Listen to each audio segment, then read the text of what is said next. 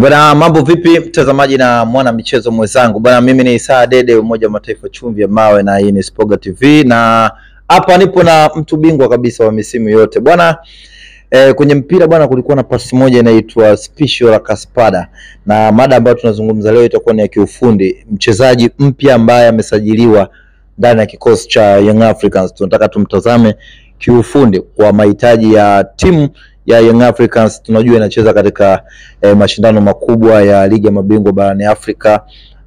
Tuone anaweza kuisaidia kufikia katika malengo ambayo klabu hizi matamanio yao yanatamani. Nipo na Garibu Mzinga. Mambo vipi master?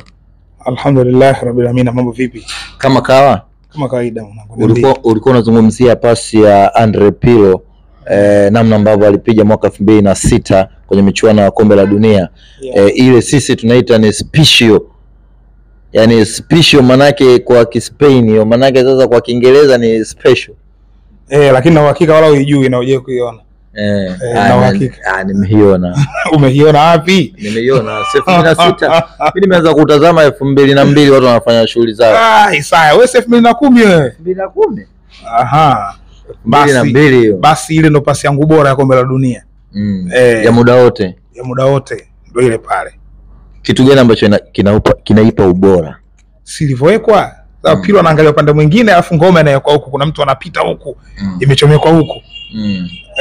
Lakini pale kuna namna ambavyo kama unawasifu watu wawili, kwa sababu kuna namna ambavyo yule anajua ubongo wa Pirlo kwamba anapita kwanza kwenye maeneo, kwa maana labda kuwafanya wale mabeki ili waweze kufungua zile njia, na Pirlo anaamini kabisa hawa mabeki wanaamini labda mimi nitakuwa naelekea upande huu, naye anaweka mbele yao.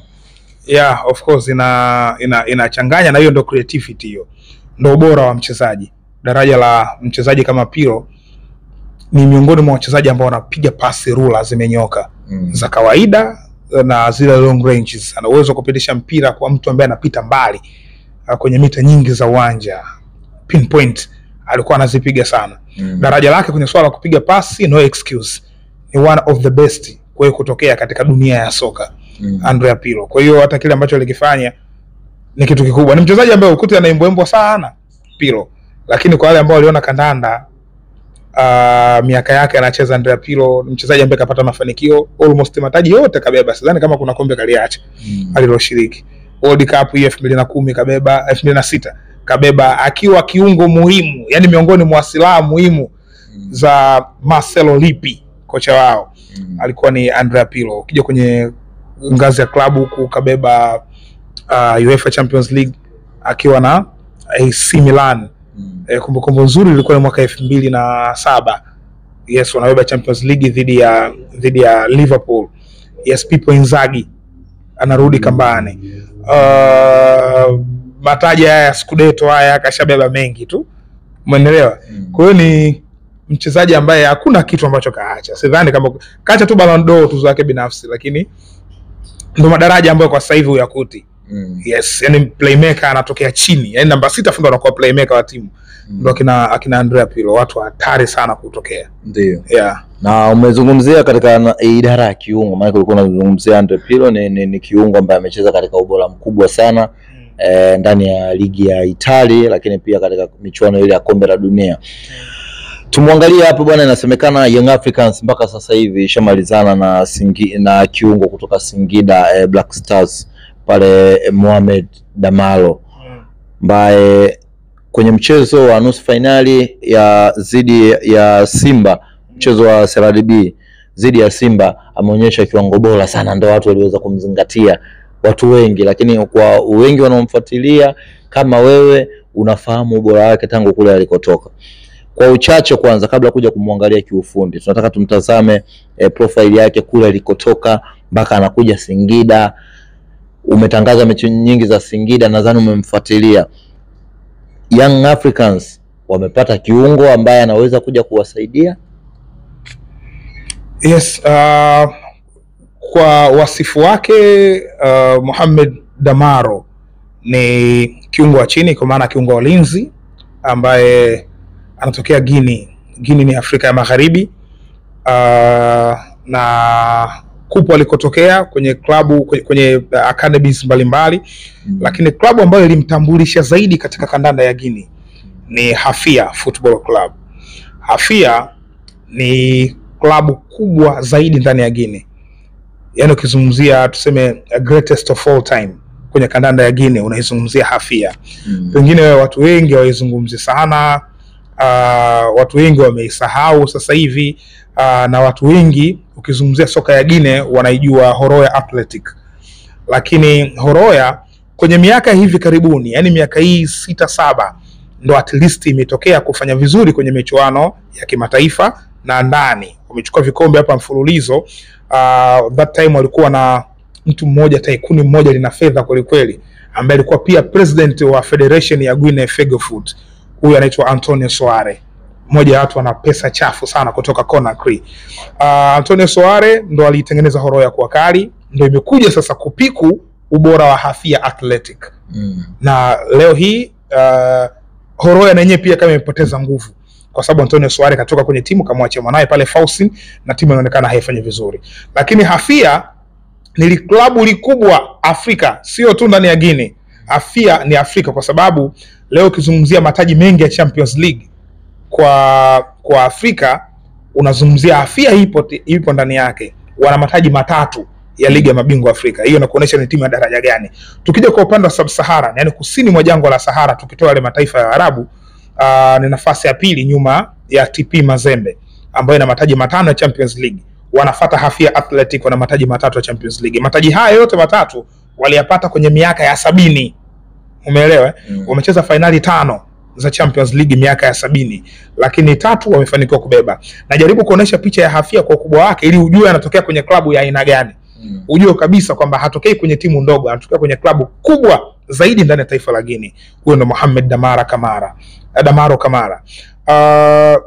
Huyu pale Conakry, jina mashuhuri za, unajua makamara yako mengi kule kwao. Of course ni jina ambalo West Africa liko sana. Kamara, kila mtu Kamara. Lakini huyu ni kule kwao jina mashuhuri ambalo linafahamika ni Modric. Yes, wanafananisha na Luka Modric ambaye alikuwa raia wa Croatia, ambaye alikuwa Real Madrid, sasa hivi ameenda kujiunga na AC Milan. Ndio jina ambalo mashuhuri zaidi ndani ya Guinea. Na Makamara, kwa sababu Kamara ni majina makubwa sana kule, wachezaji wengi hawaitwi Kamara, wale wanakuwa na majina mengine ya utani. Kwa mfano kama Mohamed Kamara, Musa Kamara, ni majina ambayo yako mengi, yanayo Makamara ya namna hiyo yako mengi. Kwa hiyo kwa mfano hata yule Musa wa Simba mwenyewe anaitwa Pinpin. Shona, yani ukisema Musa Kamara hujakosea, lakini ukisema Pinpin, yani hamna mtu atakuuliza swali. Ndio jina ambalo ni common zaidi, au Spider na jina la utani ambalo limeongezea baadaye. Lakini Pinpin ndio jina ambalo ni mashuhuri zaidi ndani ya Guinea. Kwa hiyo na huyu naye alikuwa anaitwa hivyo. Lakini Singida Black Stars katika kuifanya timu yao kuwa imara, kuwa bora na ifanye vizuri katika ligi ya ndani, kwa sababu ukiangalia target ya Singida kwa investment ambayo wamefanya, hawatupi target moja kwa moja kwenye maandishi ile mission na vision, lakini ukienda kuangalia aina yao ya usajili wanaofanya ni usajili wa kutaka kuleta ushindani. Umenielewa? Kwa hiyo miongoni mwa quality ambazo Singida wamelazimika kuziongeza kwenye kikosi chao ili ziweze kuwapa huo ushindani ni kwenda kumchukua wachezaji kama huyu, kwa maana ya Mohamed Damaro Kamara. Mchezaji ambaye amekuja kwenye kikosi. Kikosi cha Singida kina wachezaji wengi wenye quality. Kwa hiyo kuna rotation pale zinafanyika. Kwa hiyo Damaro hachezi mara kwa mara, lakini anacheza kwa rotation. Unaelewa? Sometimes atacheza Kevin Nation kwenye hilo eneo, sometimes atacheza yeye pia katika hilo eneo. Kuna muda hata Keheke unaweza kumdrop pale chini akacheza pia. Kwa hiyo unaona kuna mabadiliko wanayafanya. Lakini pia yule Gego, yule Mzanzibari, naye anacheza pia katika hilo eneo na alikuwa na performance nzuri tu katika duru la kwanza. Kwa hiyo ni Black Stars ambayo wameona kuna sababu ya kuchukua wachezaji wenye quality katika mataifa mengine mbalimbali, na huyu wakati anatoka Guinea ilikuwa miongoni mwa top players katika msimu uliomalizika 23-24.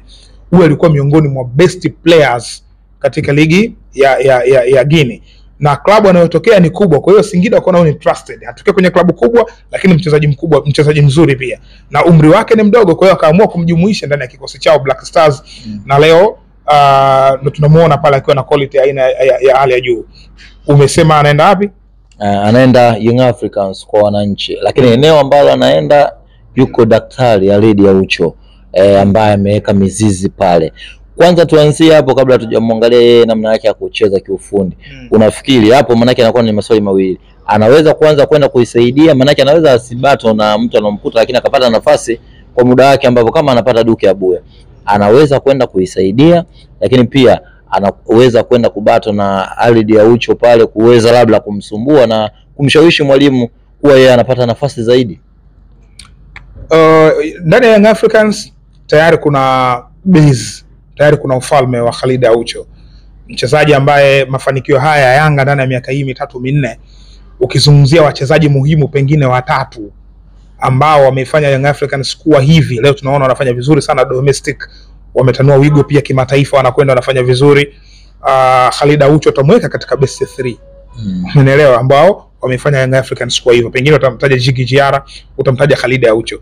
Afu ndio utakuja kuongeza mwingine kwa sababu wengine walikuja na kuondoka. Akina Yannick yao, akina Juma Shabani, akina Fisto wamekuja na kupita, lakini Khalid mpaka leo bado yupo ndani ya kikosi. Kwa hiyo kuna kazi kubwa ambayo anatakiwa kuifanya Damaro kwenda kumtoa Khalid Aucho katika lile eneo la kiungo cha ulinzi. Eneo ambalo amejikatia lile eneo Khalid Aucho, kukosekana kwake labda awe na injury au anaumwa kwa namna yoyote ile au ifanyike tu rotation, lakini mchezaji ambaye muhimu kweli kweli, unapotaja wachezaji muhimu ndani ya kikosi cha kwanza cha Young Africans, basi Khalid Aucho huwezi kumwacha. Lakini eneo ambalo anacheza yupo Aziz Ndabwile ambaye hajapata nafasi ya moja kwa moja kucheza katika lile eneo. Lakini yupo Mudathir Yahya Abbas ambaye mara nyingi unamwona Mudathir anacheza katika box ya pili, yani anamuacha Khalid katika box ya chini alafu Mudathir asogee katika box ya pili, yani nambari 8 simply. Wanachezaga hivyo sababu Yanga wanacheza kwenye 4-2-3-1 sometimes 4-1-4-1. Kwa hiyo Khalid Aucho ndo mtu ambaye anategemewa kuwa hapa chini kulinda hawa walinzi. Ni mtu ambaye ana experience kubwa, yani when it comes tunazungumzia quality, tunazungumzia experience, tunazungumzia ability, Khalid Aucho ni next level kwa Damaro. Damaro ni mchezaji mzuri sana, age yake ina support, lakini kwa Khalid Aucho, Khalid ni better. Umeelewa? Na good thing ni kwamba Khalid amesha click ndani ya Young Africans tangu amefika lile eneo amelichukua na anafanya vizuri. Kwa hiyo Damaro ni nguvu mpya ambayo inakuja. Kitu ambacho Damaro ana offer zaidi ya Khalid na kuhakikishia ni work rate. Damaro anaweza kuzunguka eneo kubwa la uwanja kuliko Khalid kwa sababu nyingi. Kwanza umri wa Damaro, pili swala la fiziki. Khalid Aucho ana fiziki nzuri sana, lakini hata ukiangalia ile umbo lake, body morphology, Damaro anatokea West Africa. West Africa miongoni mwa strength yao kubwa ambayo inawafanya wawe na soko hata barani Ulaya kwenda kuuza wachezaji wengi kutoka Afrika Magharibi kwa sababu ya hizo fitness. Yaani wachezaji wa kule natural tu wanakuwa hivyo, wanakuwa wana fitness ya kutosha kwa sababu ya culture, utamaduni, mambo ya vyakula na kadhalika. Na hiyo coincident nakupa mfano mmoja. Mwaka 2019 hii inaichomeka tu. Mwaka 2019 wakati inafanyika AFCON hapa ya vijana chini ya umri wa miaka 17, Uganda walikuja hapa, wanakuja Uganda katika AFCON, ilikuwa wiki mbili kabla waje kwenye tournament, walikuwa na kocha anaitwa Jackson Magera, Neli ina lautani. Magera baadaye akaja kumkata, wakasajili kocha mwingine anaitwa Fabin, yes, alitoka Ghana. Baada ya kuingia kwenye kikosi, kitu cha kwanza ambacho aliidentify alisema fitness level ya hawa wachezaji wa Uganda iko down sana. Kwa hiyo tunafanyaje? Tunahitaji fitness coach kutoka Ghana. Kwa hiyo akaleta fitness coach kutoka Ghana. Ile ndio mimi sababu ya kwanza ku identify kwamba okay, Uganda wakati tunacheza tournament hapa ya kuqualify, Uganda ndio walikuwa mabingwa. Kama unakumbuka ile season, wanacheza na finali na Ethiopia. Walikuwa mabingwa. Uganda ndio ilikuwa inaonekana timu tishio East African Central. Lakini kocha amefika anasema fitness level iko chini. Just imagine. Wakati wanachukua ubingwa alikuwa chini ya kocha Peter Onen alivyotoka akaja Jackson Magera alivyotoka ndo akaja kocha mpya huyo ambaye alisema level iko chini, wakaleta kocha mwingine. Hii inajaribu kutengeneza mtu uelewe na kusema West Africa natural wako fit na maanisha nini. Na ndio maana soko lao limekuwa kubwa hata kwenda barani Ulaya. Kwa sababu kandanda ya Ulaya inategemea sana fitness level. Sasa Damaro ni kitu ambacho atakugarantia hata akiwa pale pale Singida. Kabla ya hayo maneno, akiwa pale pale Singida akicheza unamuona namna ambavyo anakimbia, namna ambavyo anaingia kufanya interception kwenye maeneo kwa haraka, namna ambavyo atarecover kwa haraka kipindi ambacho timu haina mpira. Atarudi kituoni kwa haraka, atakugarantia kupiga pasi. Sawa? Atakugarantia kuisogeza timu mbele. Kwa hiyo kuna yale masuala ya nature na umri ndio kitu ambacho Damaro anaweza kuwa na faida zaidi kwa Khalid Aucho, lakini naamini ni mchezaji mzuri ambaye kwa Aucho na experience yake na muda wake ambao kacheza mpira anakuja kumpa backup nzuri. Yani ni backup nzuri sana hii ambayo inakwenda kutokea, kwa maana ya Young Africans wakifanikisha hiyo deal ya kumpata Damaro, maana itakuwa ni good signings miongoni mwa signings ambazo watakuwa wamezifanya katika season hii. Shukrani sana Mzinga. Shukrani sana.